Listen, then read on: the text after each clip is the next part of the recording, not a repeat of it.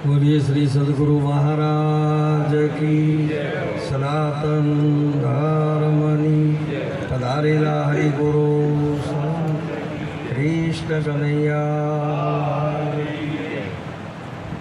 तो परम तत्व ने पूजिए सेविए सुकृत सार स्वरूपे सतगुरु जीवन दिए वारंवार। तो भक्ति भक्त भगवान सतगुरु चतुर नाम वपु एक।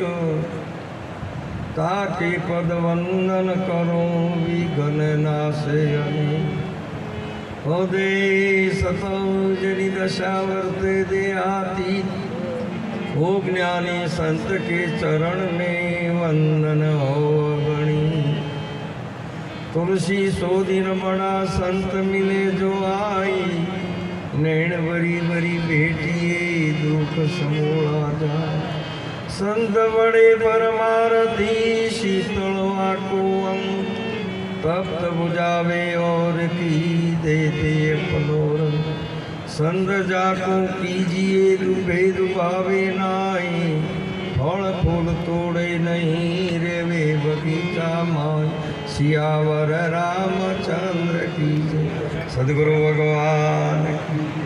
આજે આ પવિત્ર પાવન દિવ્ય પ્રસંગે પધારી પરમ વંદનીય પરમ પૂજ્ય હરદેપુરજી બાપુ, પરમ વંદનીય પરમ પૂજ્ય બોધનાથજી મહારાજ, પરમ પૂજ્ય परम वंदनीय हमारे सत्यनारायणपुरजी बापू, परम वंदनीय परम पूज्य नरेंद्र नाथ जी महाराज, मनसस्व विराजमान तमाम आचार्य भगवंतों संतो संत माताओं, आजनो योग अपने संत दर्शन सत्संग मळ्यो ये योग ने प्राप्त करनार आनंदनाथ जी तेमज भक्तराज श्री लक्ष्मणजी ने पोताना द्वारे आओ एक मंगल प्रसंग राखी અને આ જંગમનું તીર્થ વ્રતો પ્રયાગ પોતાના દ્વારે આ ફતેપુરની પવિત્ર ધરાની અંદર જે તીર્થમાં આવા સંતોનું જે જંગમનું તીર્થનું આજે દર્શન કરાયું તે બદલ એ પરિવારને એ મહાપુરુષોને ખૂબ ખૂબ ધન્યવાદ। અને આજે આ ભૂમિની અંદર આ તીર્થની ભૂમિ છે, આ ભૂમિની અંદર સંત વિવેકનાથજી મહારાજ જોડે અહીંયા વડોદરાની અંદર સંત શ્રી નિર્ભયનાથજી મહારાજ આ બધા મહાપુરુષો અહીંયા આ એક આ ભૂમિ તીર્થની બનાવી। જ્યાં જ્યાં સંતો પ્રગટ થયા છે, જ્યાં જ્યાં સંતોએ ભજન કર્યું છે, જ્યાં જ્યાં સંતો બેઠા છે, જે જગ્યાએ જેને સંત મળ્યા છે એ બધાનું કલ્યાણ થયું છે। અને ભૂમિ તીર્થની બનીને આજે બધા તીર્થો થવા ન હોય તો એ સંતો જો પ્રગટ થયા છે તે તીર્થો છે। અને જંગમનું તીર્થ તો સદાયના માટે ફરતો પ્રયાગ છે, એમાં તો કોઈ શંકા છે, એ તો કાયમ જ ફરતો પ્રયાગ છે। અને એ જંગમનું તીર્થ એ જ આપણો પરમ હિતકારી છે, બીજું કોઈ છે માટે પેલી મહાપુરુષોએ આવી એક આજનો પ્રસંગ આજે આપણને આનંદ આવે એવો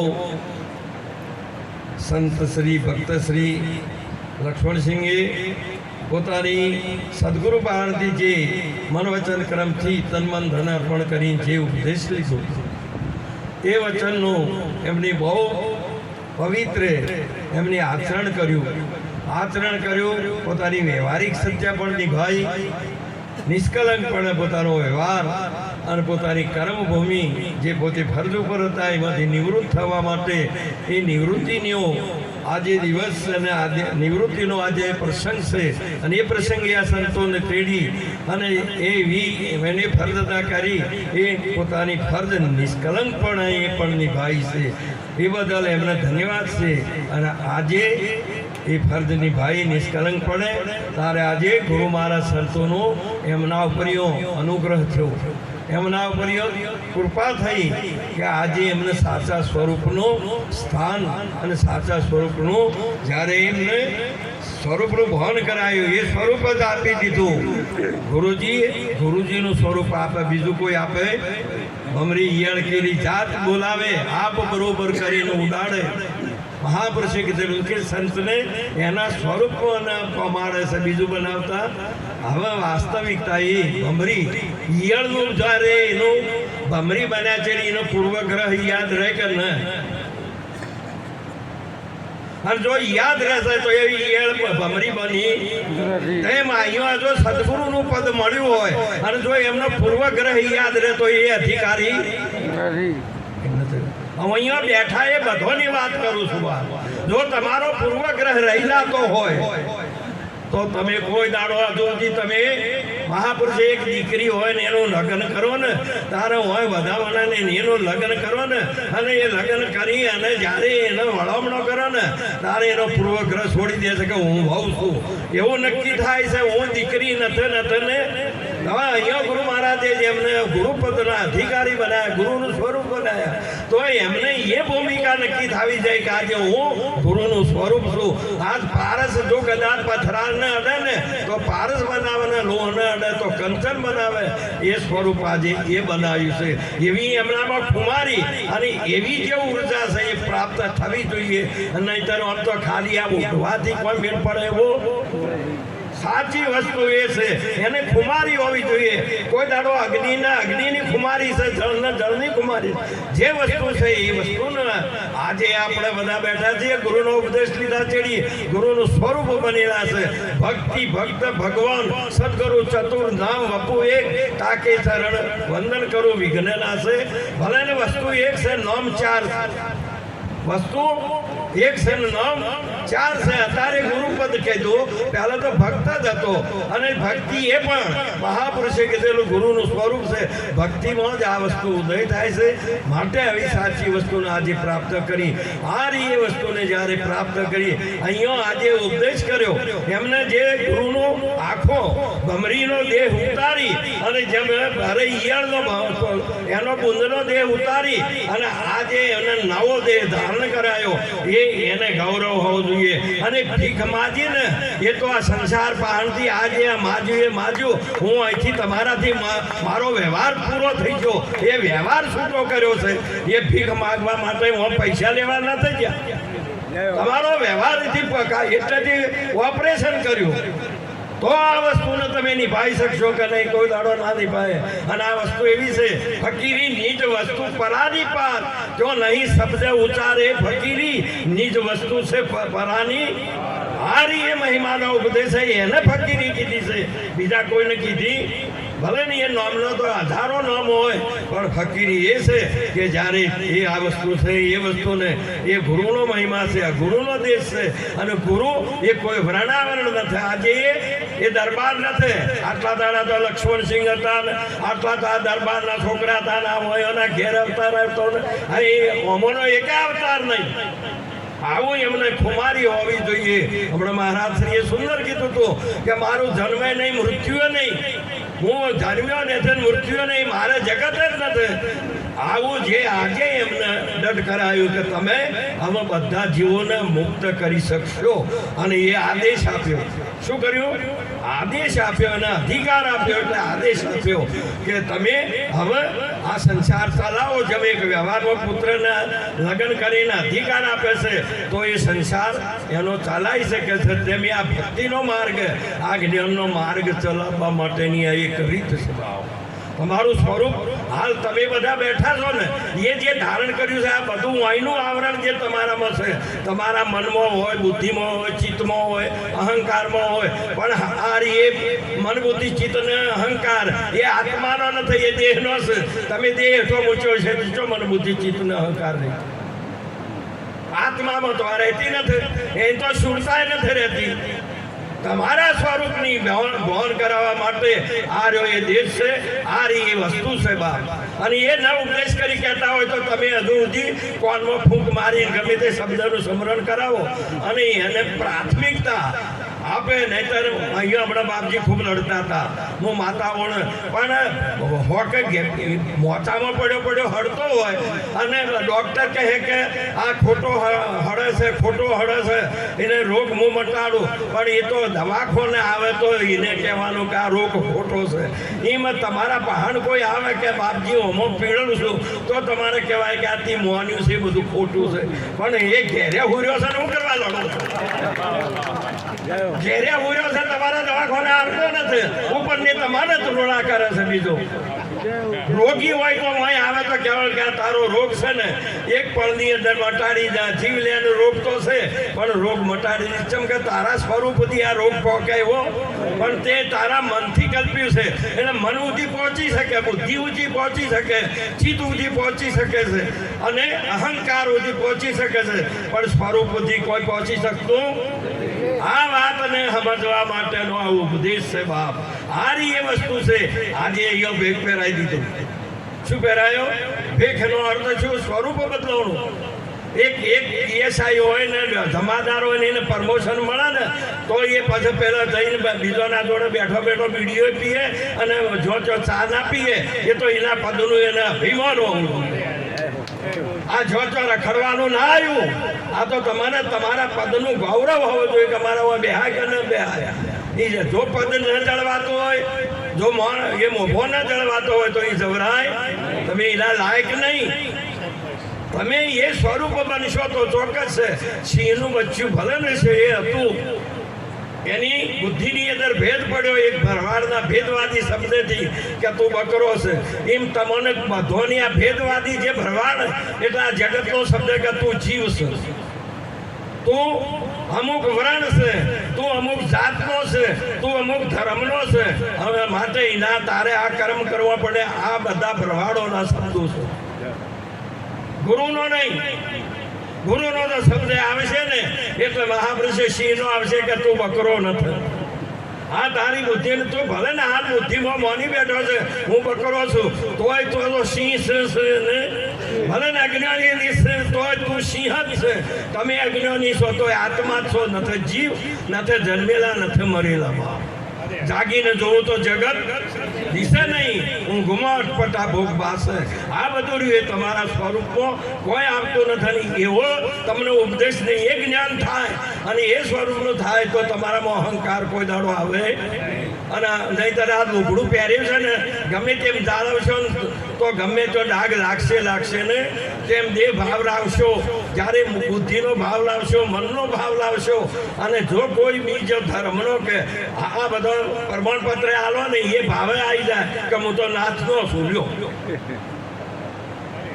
આ રહ્યા એ નિરોધના છે આ રહ્યા એ કબીરના છે આ અધિકાર આલ્યો ને એક ધણથી દુનિયામાંથી ગમે તે આવે તો એ નહીં એનું સ્વરૂપ બનાવે એ પદ આપ્યું છે હું હિન્દુ નહીં મુસલમાન કે જૈન પારસી નહીં જેમ એક વૈદ હતો ને તો જ્યારે હનુમાનજી લેવા જાય કે હું રાવણનો વૈદ છું હનુમાનજી કે વૈદ કોઈનો ના હોય રાવણનો કે રામનો વૈદ તો નરતીનો હોય કનો હોય તમે હાજા નહીં દઈને હોરો તો તમારો ડોક્ટર ખરો દર્દીનો ડોક્ટર છે તેમ ગુરુ છે ને એ આવી વસ્તુ છે બાપ તમે તો આ રહ્યા આમ તો તમારા સીધા ગાડીને સીધા જતા નથી તમે એક થઈને બેસી નથી શકતા જેમ કે તમને એ સ્વરૂપનું આત્મજ્ઞાન થયું મહાપુરુષે આત્મજ્ઞાન થશે તારે આવી તમારી દશા થશે બાપુ એ સુંદર વાતો કરી બધા મહાપુરુષો સુંદર વિવેકથી કહેતા હતા પણ આ રીએ ચોખ્ખો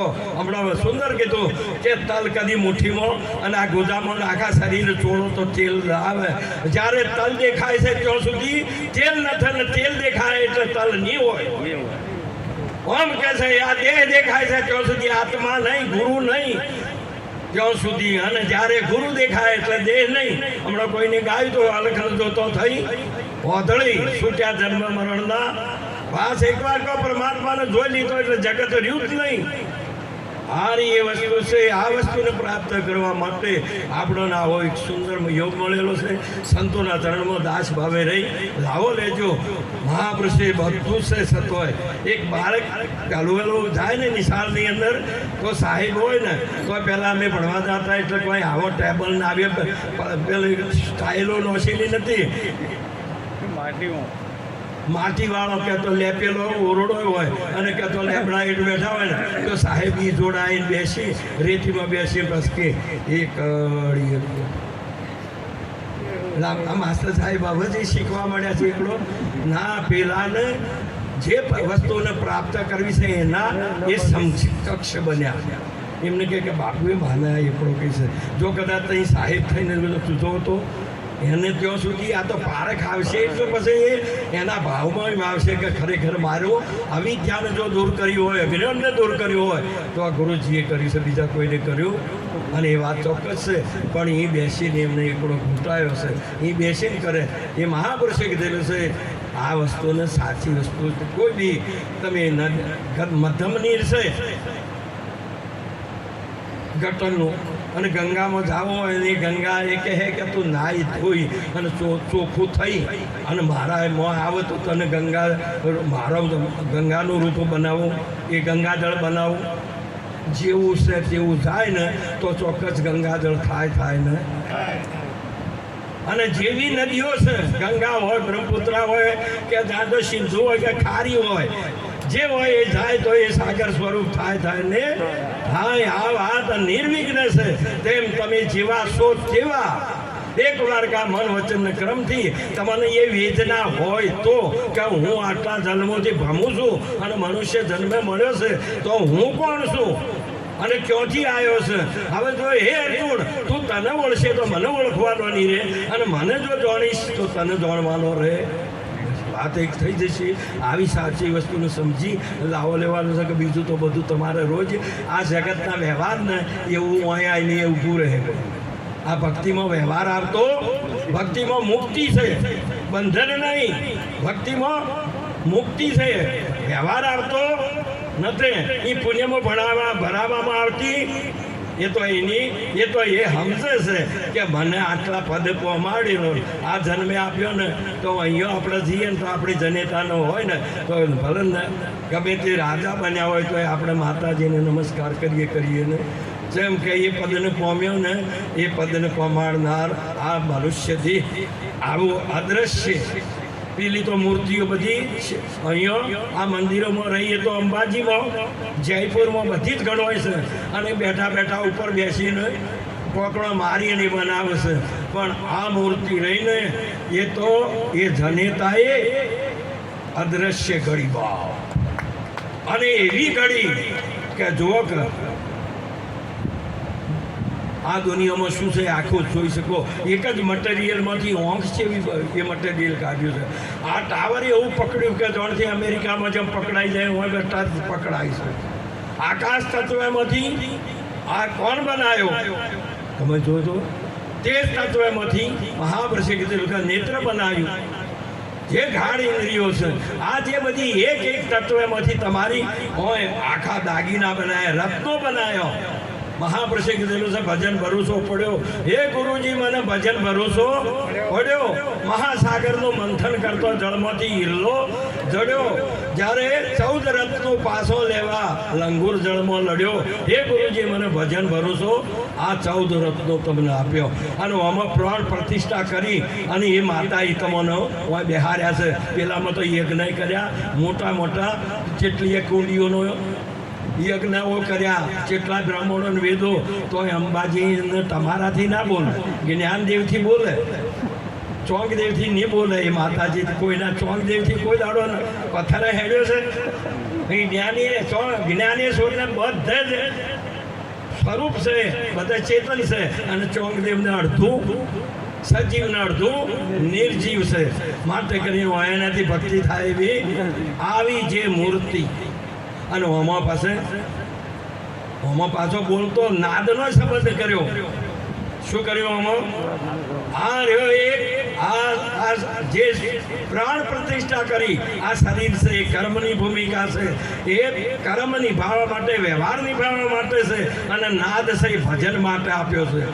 એમને ગપ્પા મારવા, નિંજા કરવા આલ્યો, નાદથી તમારે હરિનું ભજન કરવાનું છે, અને આ બુંદથી તમારા શરીરનું આ આલ્યું છે. આવું રત્ન ચિંતામણી તમે એવું એટલું બધું પ્રસારિત કરો ને તો પરમાત્મા પણ અને આખા જગતનું કલ્યાણ કરી શકો એવો તમને કર્મ ભૂમિકા આપી આ મનુષ્યનો અવતાર બાપ.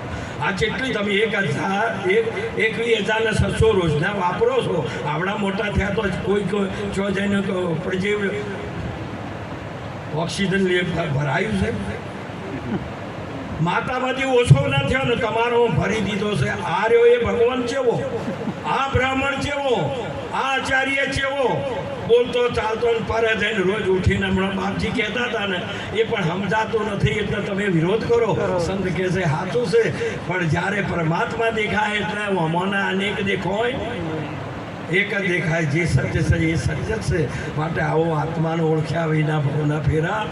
આટલા બધા મહાપુરુષોએ અમારા આગળના જે સત્સંગ ભજનનો આપણને ખૂબ અમૃતનું પાન કરાયું, અને આપે આ બે શબ્દો અમારા જે આ સંતોના ચરણમાં બે શબ્દો બોલ્યા એ એમના ચરણમાં અર્પણ કરી મારી વાણીને વિરામ આપું. બોલો કૃષ્ણ કનૈયા.